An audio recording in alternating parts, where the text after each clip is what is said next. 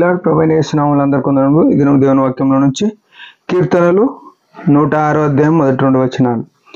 యెహోవాను స్తుతించుడి, యెహోవా దయాళుడు, ఆయనకు కృతజ్ఞతాస్తుతులు చెల్లించుడి, ఆయన కృప నిత్యముండును. యెహోవా పరాక్రమ కార్యములను ఎవడు వర్ణింపగలడు, ఆయన కీర్తి అంతటిని ఎవడు ప్రకటింపగలడు. ప్రియమైన వాళ్ళారా, మనం 106వ కీర్తనలు చూసినట్టయితే ఈ కీర్తనలు దావీదు రాసిన కీర్తనలు.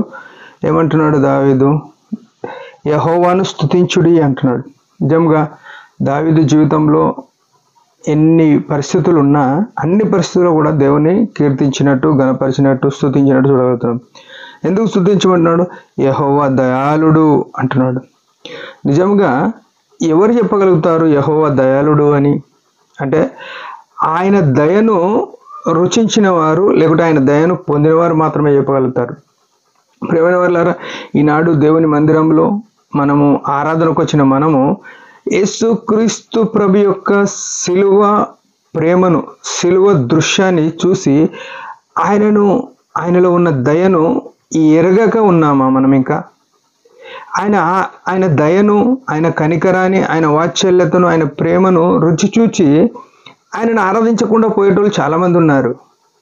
ఎంత విచిత్రం, ఎంత దౌర్భాగ్యకరమైన పరిస్థితి కదా. మనము ఎందుకున్నాము? ఆయనను ఆరాధన చేయడానికి ఉన్నాం. ఆయన సిలువలో ప్రాణమిస్తే, ఆయన రక్తం కారిస్తే మనం రక్షింపబడ్డామనే విషయం మనం మరవద్దు. ఆయన దయ తలిచినాడు మన మీద. ఏ ఒక్కడు ఆయన ఎదుట నీతిగా లేడు.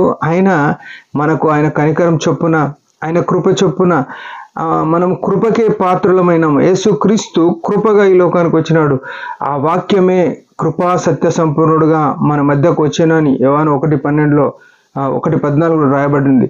ఆయన కృపగా, సత్యముగా ఈ లోకానికి వచ్చిన ఆ ప్రేమమయుని యొక్క దయ మనం ఎరిగి ఏం చేయాలంటే ఆయనకు కృతజ్ఞతాస్తుతులు చెల్లించాలి అని దావీదు ద్వారా హెచ్చరింపబడుతున్నాం. రెండో మాట ఏం చెప్తున్నాడు?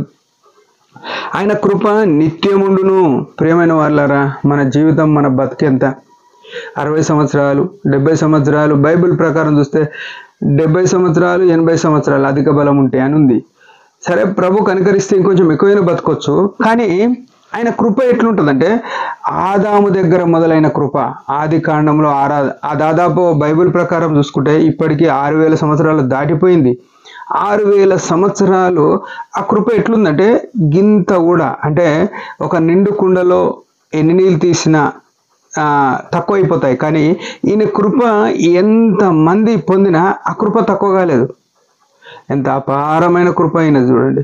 ఈయన అందరికీ ఆదాము కృప చూపించినాడు, నోహా కృప పొందినాడు అని రాయబడింది. అబ్రాహాము కృప చూపించినాడు.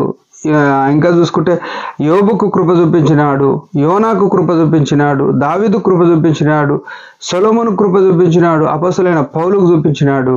ఈ అంత్య దినములో ఉన్న నీ పట్ల, నా పట్ల కూడా ఆయన కృప ఏమాత్రము తగ్గలే, ఏమాత్రం మారలేదు. ఈ ప్రేమను ఏమని వర్ణిస్తే సరిపోతుంది? ఆయన సిలువలో గాయాలను చూస్తే అర్థమైతలేదు ఆయన కృప. ఆయన సిలువలో ఉమ్మివేయబడటం చూస్తే మనకు అర్థమైతలేదు ఆయన కృప. ఇంకా ఆయన కృప నిత్యము ఉంది. ఎందుకంటే మన జీవితం ఎట్లుందో మనకు బాగా తెలుసు. ఆయన మనల్ని ఇంకా తన సంఘంలో, తన సన్నిధిలో నిలువనిస్తున్నాడు. ఆయన కృప అది. అయితే యెహోవా పరాక్రమ కార్యములను ఎవడు వర్ణింపగలడు అంటున్నాడు. ఆయన కార్యములు ఎవడు వర్ణిస్తాడు?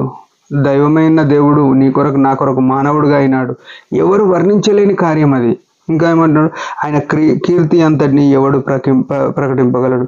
ఆయన కీర్తిని మనం ఏమని ప్రకటించగలుగుతాం? అది ఎప్పటికీ తీర్చలేనిది, ఎప్పటికీ వర్ణించలేనిది.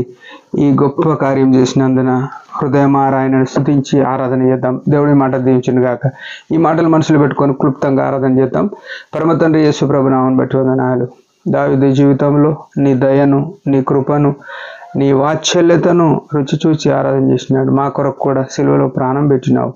వర్ణింప శక్యము కాని ప్రేమ, నీ కీర్తి వర్ణించ శక్యము కానిది. అందుకై స్తుతిస్తూ, నువ్వు చేసిన మేలంతటిని బట్టి, రక్షణ కార్యాన్ని బట్టి హృదయమార స్తుతిస్తూ, ఏమిచ్చినా సరిపోనని హృదయంలో కలిగిన కొద్ది స్తుతి ఆరాధన యేసు ప్రభు పాదముల చేత సమర్పించుకుంటున్నాను తండ్రి. ఆమేన్. మీరందరి పరిచయం గురించి భారంగా ప్రార్థించండి. Praise the lord.